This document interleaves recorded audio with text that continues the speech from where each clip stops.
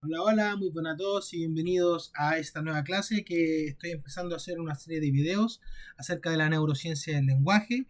Y bueno, hoy día vamos a tomar la ruta a uno de los viajes que creo yo son más fascinantes de toda la neurociencia moderna. Antes de hablar de cerebro, necesitamos entonces hablar del lenguaje. ¿Qué es exactamente lo que es el lenguaje y lo que el cerebro debe procesar? Acá nos vamos a ir a la primera diapositiva, que es la tenía de portada, que es, miren, si observan este diagrama circular, se verá que el lenguaje no es una cosa única, es una integración de múltiples niveles de análisis. Es como si fuera una especie de orquesta o mecanismo donde cada sección de instrumentos tiene un rol específico, pero debe coordinarse perfectamente con los demás. Ahora, vamos a hablar de la fonética. La fonética y fonología estudian los sonidos físicos del habla y su organización abstracta. Cuando escuchamos a alguien hablar, nuestro cerebro debe identificar patrones acústicos que son increíblemente complejos y categorizarlos como fonemas, como la letra P, la letra B, la letra T, pero con su sonido. Miren, esto ocurre en milisegundos. Una vez que nosotros hemos formado, por ejemplo, la palabra pan, viene la morfología, que es cómo se forman las palabras, la morfología, cómo se forman las palabras a partir de unidades mínimas de significado, los cuales llamamos morfemas.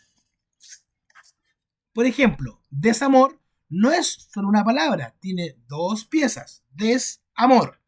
El cerebro para ello debe entonces descomponer y reconstruir estas estructuras de forma consistente. Luego, si nos vamos a la sintaxis establece las reglas combinatorias. Por ejemplo, cuando nosotros hablamos de un gato que come pescado, si decimos el gato come pescado, esto es válido en nuestra lengua. Sin embargo, si nosotros dijésemos que es gato el pescado come, eso no tiene mucha lógica en español, pero en japonés sí se articulan así las palabras. Por lo tanto, nuestro cerebro tiene algoritmos internos para detectar estas regularidades que son de cada palabra. Ahora, respecto a la léxico-semántica, el léxico representa nuestro diccionario mental. Se estima aproximadamente que un adulto educado conoce entre 50.000 y 70.000 palabras y también las redes de significado que las conectan entre sí. Por otro lado, la semántica es el significado, que es muy importante saberlo, pero esto no lo es todo. También existe la pragmática. La pragmática es el uso social del lenguaje. Cuando alguien dice hace frío aquí y está la ventana abierta, ¿está describiendo la temperatura o indirectamente se nos está diciendo que cerremos la ventana? El cerebro tiene que inferir la intención. Ahora, acá a la derecha tenemos las intenciones, los niveles de análisis, perdón, los niveles de análisis que utilizamos para estudiar esto neurobiológicamente. Primero, a nivel computacional, ¿qué hace el sistema? El algoritmo luego pregunta cómo lo hace, que es el nivel de implementación, y luego a un nivel de implementación, que es dónde lo hace. O sea, ¿dónde ocurre esto en el cerebro? ¿En qué redes neurales? Ya con esta pequeña aproximación en mente, viajemos hacia el siglo XIX. Ahora, el amanecer del localizacionismo. Bien, estamos, por ejemplo, ya, imaginémonos en París, en 1861. Un cirujano llamado Paul Broca está ya a punto de cambiar para siempre nuestra comprensión acerca del cerebro. Broca recibe un paciente muy particular que se llamaba Louis Victor Leborgne, que llevaba 21 años hospitalizado en un hospital psiquiátrico donde se le pensaba que él tenía un déficit porque solamente sabía decir una palabra, tan. Por eso los médicos lo apodaron así, el paciente tan. Cuando le preguntaban, él respondía tan. Pero y aquí está lo importante, él entendía perfectamente lo que le decían. Era capaz de seguir instrucciones, de asentir o negarse con la cabeza, incluso de expresar frustración. ¿Qué pasó luego? Luego de que Le Borgne murió, luego de que Le Borgne murió, eh, el cirujano, que fue Broca, lo que hizo fue una autopsia y encontró una lesión del tamaño de un huevo en una región específica. el giro frontal inferior izquierdo. Esta área, que lleva su nombre, que se convirtió en el primer centro localizado científicamente como centro de lenguaje, el área de Broca. Lo que Broca describió tiene un perfil clínico muy característico, que es el que vamos a ver ahora, que era muy particular para los pacientes que representaban esto. El primero, habla no fluente. El habla de un paciente con afasia de Broca es lenta, es laboriosa, es telegráfica. El paciente sabe lo que quiere decir, pero lucha físicamente para producir las palabras. Luego, el agramatismo. Es una dificultad severa con la gramática y con los conectores. El paciente podría decir hospital, ayer esposa visita, en lugar de ayer mi esposa vino a visitarme al hospital. ¿Qué pasa? Que la comprensión está relativamente preservada. Entienden más de lo que pueden expresar. Y aquí algo muy importante, tienen conciencia del déficit. Una conciencia del déficit. El paciente sabe que algo está mal, siente frustración visible y esto tiene implicancias clínicas muy grandes para el manejo emocional. Bien. Ahora, Broca había encontrado el centro de producción del habla, pero el lenguaje es más que solo producir sonidos. ¿Qué hay de la comprensión? Aquí vamos a abordar a otro médico muy talentoso, muy grande, que es Carl Wernicke, que es quien viene a, como en cierta parte, a complementar este rompecabezas. Muy bien. Bien. Poco después de Broca, el neuropsiquiatra alemán, que era Carl Wernicke, describió un perfil completamente opuesto que parecía casi como un espejo invertido, ya que imaginen que un paciente habla con fluidez, incluso con melodía en la voz, con prosodia, a un ritmo normal o incluso rápido, pero lo que dice no tiene sentido. Utiliza palabras que no existen, las cuales se llaman neologismos, palabras que no existen, encadena frases que gramaticalmente suenan correctas, pero semánticamente son absurdas, como por ejemplo, el reloj nadaba en la conversación de un martillo verde, por decir algo. No tiene lógica. Por lo tanto, esto es lo que Wernicke encontró y localizó una región en el giro temporal superior posterior del hemisferio izquierdo. Bien, en cuanto al perfil clínico, ya sabemos que el habla es fluente, una producción melódica, rápida y abundante, sin esfuerzo articulatorio, el paciente es capaz de hablar fluidamente, el contenido anormal, neologismos, que son las palabras inventadas, y lo que llamamos la ensalada de palabras, que son secuencias sin coherencias semánticas. Además, la comprensión fue severamente afectada, no entienden lo que les dicen, no pueden seguir instrucciones, no pueden responder preguntas de forma apropiada. Entonces, aquí hay un dato clínicamente importante, que es la anosognosia. El paciente no es consciente de sus errores. Ellos hablan convencidos de que están comunicando perfectamente. No tienen frustración porque no perciben el problema. Ahora, piensen en las implicaciones clínicas de esto. Un paciente con afasia de Broca sufre porque sabe que no puede expresarse. Por otro lado, el paciente con afasia de Wernicke puede sentirse confundido, incluso frustrado, porque nadie lo entiende, pero no reconoce que el problema está en él, sino que el problema lo tiene el medio, para él. El manejo terapéutico en estos casos es completamente diferente. Ahora, tenemos dos centros, uno para producir y otro para comprender, pero falta una pregunta obvia: ¿cómo se conectan estos centros? Y aquí es cuando pasamos a hablar de Lichtenstein, que Lichtenstein primero, después Weschwin en el año, en el siglo XX, proponen algo bien interesante. Las áreas del lenguaje no funcionan aisladas, deben estar físicamente conectadas. Miren este modelo clásico. Tenemos tres nodos. El nodo de la comprensión en Wernicke, que recibe las entradas auditivas, y la proyección que da hacia el área de Broca, que es quien da las salidas motoras. Y arriba un centro conceptual, que es donde se residen los significados.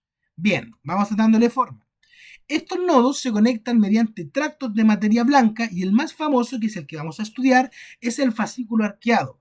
Esta carretera es quien conecta el área de Wernicke con el área de Broca. Bien, el modelo parecía bastante wow, o sea, brillante. Si se daña un nodo, obtienes Wernicke o Broca, o conducción, en caso de que o a fase de conducción, en caso de que se dañe el fascículo arqueado. Entonces, si dañamos la carretera que une a ambos nodos, ¿qué vamos a obtener? Aquí, precisamente como les comentaba, obtenemos la afasia de conducción y tiene características bien definidas. Primero, la comprensión en la fase de conducción es intacta, no se mueve. El paciente entiende todo. En cuanto a la fluidez, también se encuentra intacta. Puede hablar con normalidad. ¿Cuál es el problema en la repetición? En este caso, la repetición es imposible. Es imposible, ya que no puede repetir lo que escucha. Ahora, lo que nos queda por saber es por qué es así. Porque para repetir, la información debe viajar de Wernicke a Broca sin procesamiento semántico profundo. O sea, si el puente está roto, este viaje directo es imposible, aunque ambas estaciones funcionen perfectamente. ¿Qué sucede? Es que este modelo, el de Wernicke, Listen, Weschwin, como se denomina, dominó la neurología del lenguaje durante más de un siglo. Este era un modelo elegante, predecía síndromes clínicos y parecía explicar todo. Pero la ciencia va avanzando y nuevas herramientas revelaron que este modelo iba a quedar un poquito obsoleto, ya que vamos a ver las grietas del modelo clásico. Muy bien, la visión de un área igual a una función en este momento resulta insuficiente, ya que la realidad biológica exige un cambio en el paradigma. Veamos por qué. La primera grieta, que es el procesamiento serial versus el paralelo, el modelo clásico asumía que la información fluía en una secuencia, pero, esta es la primera grieta, pero el lenguaje no es una línea de montaje. Cuando escuchamos una oración, estamos prediciendo las siguientes palabras, preparando respuestas, procesando emociones, todo simultáneamente. Múltiples procesos ocurren en paralelo, no en serie. ¿Qué pasa con la segunda grieta?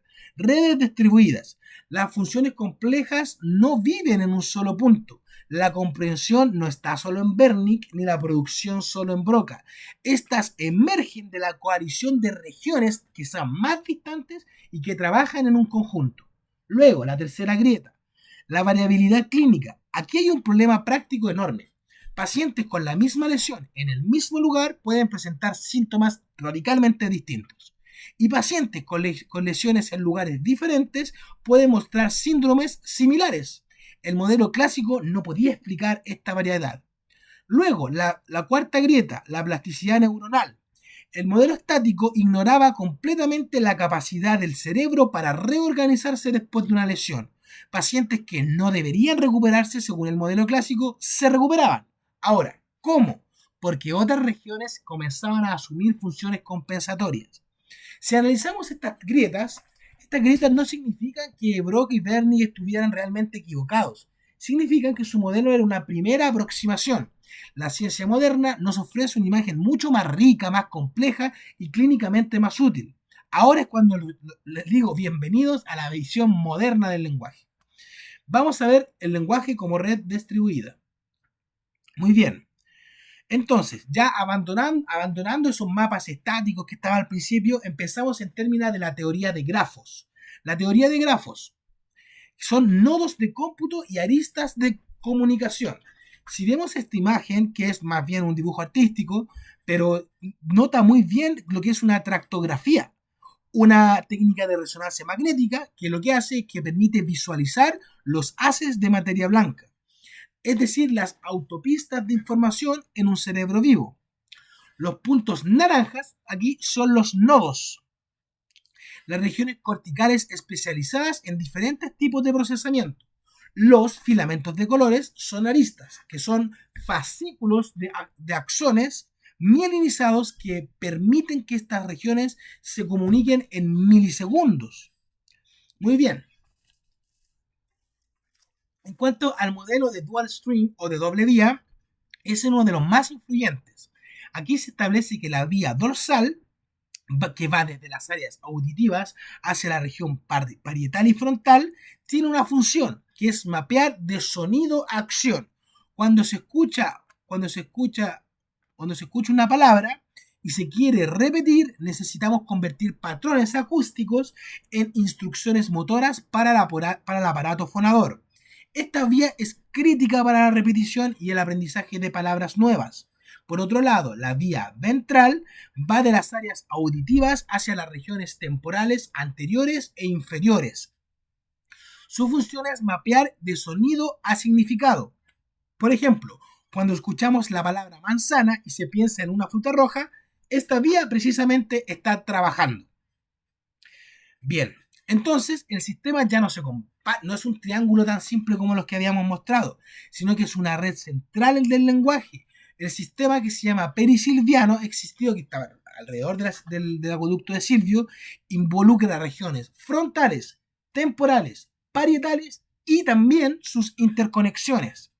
Bueno, ahora que tenemos la arquitectura general, vamos a profundizar en nodos principales. Empecemos por el que tradicionalmente llamábamos área de Broca. Ya, el área de Broca moderna es mucho más que un centro motor del habla. Es un controlador cognitivo de alto orden. Miren la subdivisión anatómica del giro frontal. Del giro frontal inferior tiene al menos dos regiones funcionales. La pars opercularis y la pars triangularis, cada una con roles diferentes. Por ejemplo, ahora vamos con esto. El procesamiento sintáctico. Esta región construye jerarquías gramaticales. Cuando procesan una oración compleja, como por ejemplo, el hombre que vio a una mujer que compró el libro llegó tarde, el IFG, giro frontal izquierdo, está trabajando intensamente, muy intensamente, para sostener esta información. ¿Qué pasa? Con la selección y luego el control. Bueno, me salté la memoria de trabajo verbal, perdón. Miren, en cuanto a la memoria de trabajo verbal, vemos que se mantiene la información fonológica activa mientras procesamos el léxico mental. Cuando les doy un número de teléfono y lo repiten mentalmente para recordarlo, aquí se está sosteniendo esta información durante el procesamiento. Luego viene la selección y el control. Cuando buscamos una palabra, múltiples candidatos van a empezar a competir en su léxico mental. Así como yo estoy exponiendo, debo elegir con cuidado mis palabras. Aquí el giro frontal inferior inhibe los competidores irrelevantes para que solamente se elija una palabra que ojalá fuese la palabra correcta. Bueno, en cuanto a la unificación, se integran palabras individuales en una representación coherente del mensaje completo. O sea, ya se empieza a dividir, a fraccionar la información. Esto que les estoy explicando ahora es lo que explica por qué los pacientes con daños en esta región, valga la redundancia, no solo tienen palabras para hablar, pueden tener dificultades para entender oraciones complejas, para mantener la información en la mente y para seleccionar entre alternativas. Vemos ahora el otro polo clásico, las regiones temporales. Vamos a ir a las regiones temporales. Bien, las regiones temporales posteriores actúan como la puerta de entrada al léxico y como su sistema de monitoreo del habla. El giro temporal superior, al cual llamamos STG, y el giro temporal medio, al cual llamamos MTG, trabajan en conjunto. Juntos forman lo que podríamos llamar la interfaz entre el sonido físico y el significado mental. En cuanto a la interfaz fonológico-léxica, aquí ocurre el reconocimiento de las palabras habladas. Los patrones acústicos que entran por el oído se convierten en representaciones que pueden acceder a este diccionario mental. Es como el buscador de un diccionario. Introduces el sonido y sale la entrada léxica de significado. Eso es la interfaz fonológico-léxica. Ahora, la red semántica. Desde aquí parten las conexiones hacia el lóbulo temporal anterior, donde se almacenan los conceptos y significados. Por ejemplo, si yo les digo manzana, esto activa no solo la palabra, sino una red completa de conceptual de frutas, colores, sabores, incluso recuerdos asociados. Respecto al monitoreo del habla, aquí hay algo muy fascinante, que es estas regiones participan en el feedback auditivo. Nos escuchamos a nosotros mismos, yo me estoy escuchando mientras le estoy explicando, porque nos ayuda a corregir errores en tiempo real. Si, por ejemplo, yo que dije hace poco, me equivoqué, si digo me equivoqué, se corrige entonces después instantáneamente para poder compensar, porque este sistema detectó la discrepancia o la falta de sentido entre lo que yo planeaba decir y lo que escucharon salir de mí. Entonces, hasta ahora hemos hablado de corteza cerebral, pero hay otros actores ocultos bajo esta red, que son igualmente críticos, por decirlo. Porque, por ejemplo, vamos ahora a la siguiente diapositiva. Debajo de la corteza hay sistemas evolutivamente antiguos que proporcionan el ritmo, la secuencia y el control fino necesario para el lenguaje. Si nos vamos a los ganglios basales, piensen en esto como una especie de director de orquesta temporal. Seleccionan, por ejemplo, que una acción léxica tenemos que ejecutarla entre múltiples actividades. ¿Qué hacen ellos? Lo seleccionan y controlan la iniciación del habla, pero cuando se empieza a hablar. También el timing, que es el ritmo y la velocidad de producción. Como por ejemplo, yo hablo rápido. Cuando hablo rápido se activa al iniciar el diálogo esta iniciación del habla, los ganglios basales.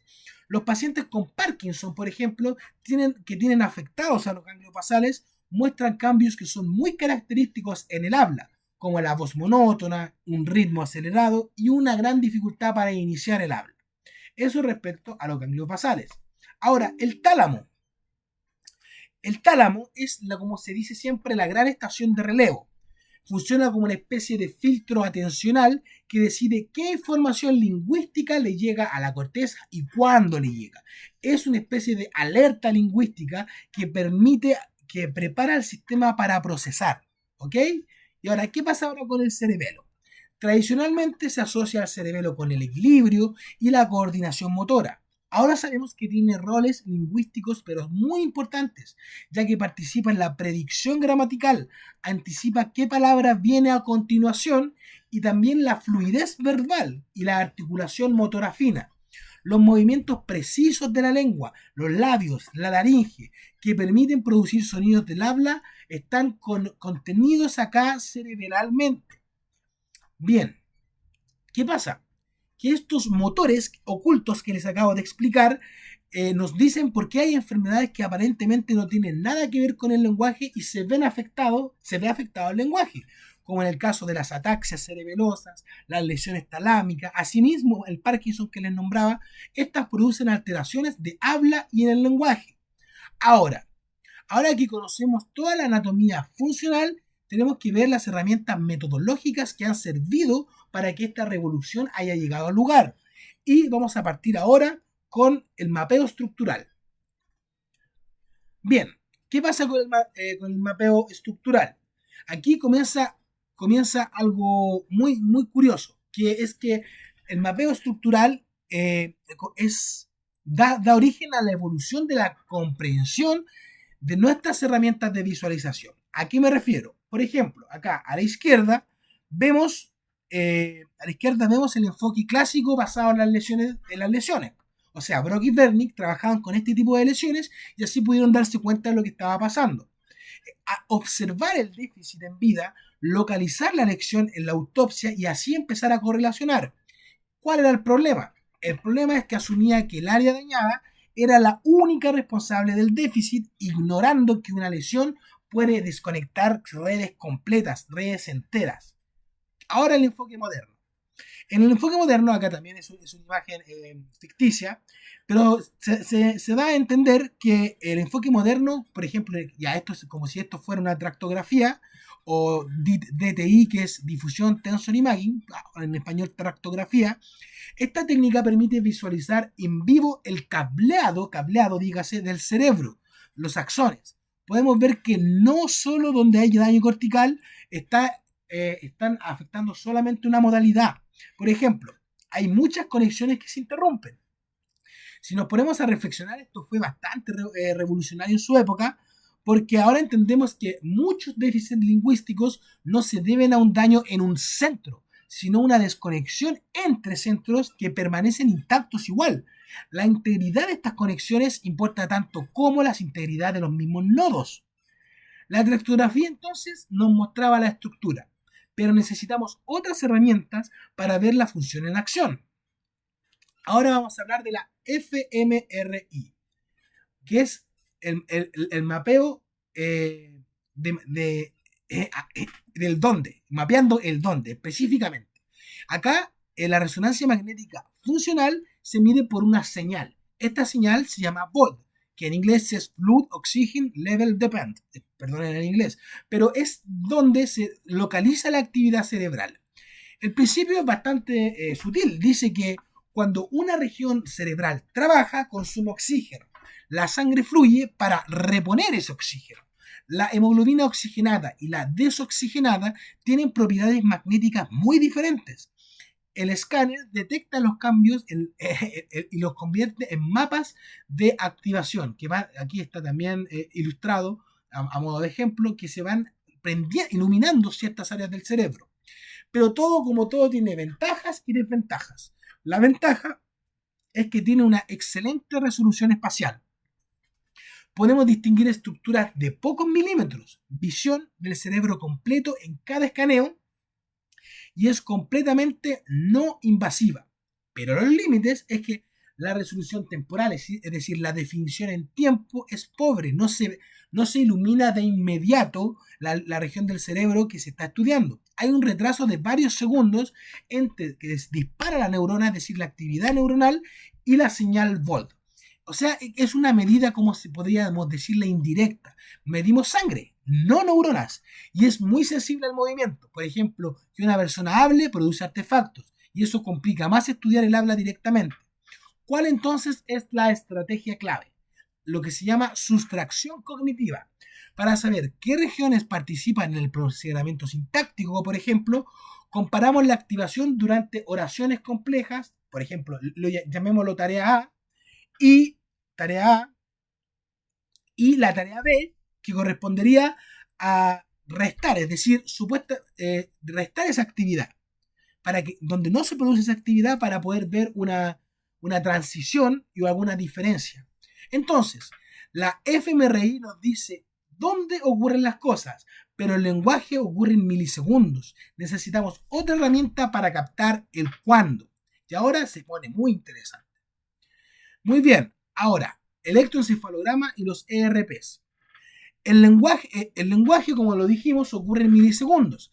El electroencefalograma capta electricidad neural en un tiempo real. Los ERP, que son potenciales asociados a eventos, relacionados a eventos, dan respuestas eléctricas aquí que son promediadas a estímulos específicos. Por ejemplo, en el eje horizontal es el tiempo en milisegundos y el eje vertical es el voltaje. Aquí hay dos componentes que son importantísimos en psicolingüísticas: el N400 y el P600. El N400 es un pic negativo que aparece alrededor de los 400 milisegundos. Un pic negativo que aparece alrededor de los 400 milisegundos. Esto es muy importante porque marca una sorpresa semántica. Si yo le digo tomé café con calcetines, la palabra calcetines genera un N400 bastante grande porque viola las expectativas semánticas, es decir, no tuvo sentido lo que dije. Su cerebro esperaba, por ejemplo, tomé café con azúcar, café con leche, café con crema, no café con calcetines. Ahora, en cuanto al P600, es un pic positivo alrededor de los 600 milisegundos. Marca un error, pero sintáctico. O sea, si les digo, el niño fueron al parque, aquí el verbo plural, que es el niño, fueron, no da como mucha lógica, ¿cierto? Ahí se dispara un P600, porque el cerebro detectó una violación gramatical. Entonces, el N400 es potencial negativa a los 400 milisegundos, que da una sorpresa de significado, semántica. Y el P600, que es el potencial positiva a los 600 milisegundos, da un error que es sintáctico, es decir, de articulación de gramática también. Ahora, tenemos que irnos a un balance. Por ejemplo, El balance técnico es que el electroencefalograma tiene una resolución temporal de milisegundos, es muy rápido. Podemos ver el procesamiento desplegarse en el tiempo real, pero no te muestra una imagen del cerebro. Es pobre en resolución espacial. Es difícil saber exactamente de dónde viene la señal. Se puede detectar, pero no se sabe de dónde viene la señal muchas veces. Entonces, tenemos herramientas que nos muestran el dónde, que era el fMRI, y el cuándo, que es el electroencefalograma.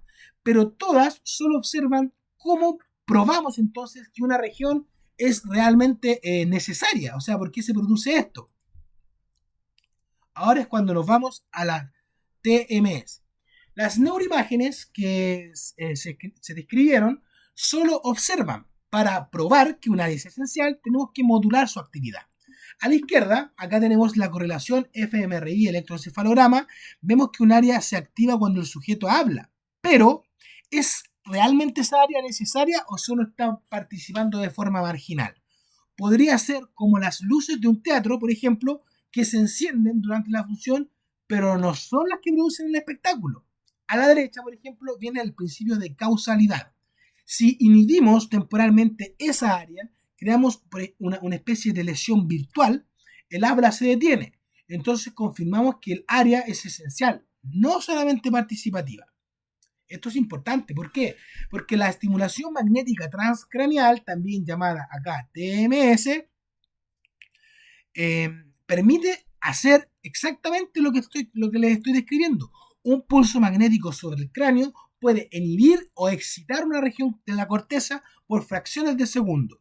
Si aplicamos una TMS sobre el área de Broca mientras alguien nombra objetos y la persona tartamudea o se detiene, hemos demostrado entonces causalidad, que no es otra área la que está respondiendo. Y bueno, aquí está otra que es la estimulación cortical directa, que es el estándar de oro, pero es muy invasiva. Se utiliza en cirugía de cerebro con el paciente despierto que presenta algún tumor. Acá el cirujano estimula puntos de la corteza mientras el paciente habla para ver qué áreas son las que no se pueden remover. Imaginen el nivel de precisión. Ahora, ya que hemos visto todo este arsenal metodológico, la tractografía, el fMRI, la electroencefalografía, la estimulación magnética transcraniana y finalmente la estimulación cortical directa, que son lo que hemos visto, tenemos que ver que hemos construido una imagen más moderna del lenguaje en el cerebro. Y aquí hay que cerrar ya incluyendo todo.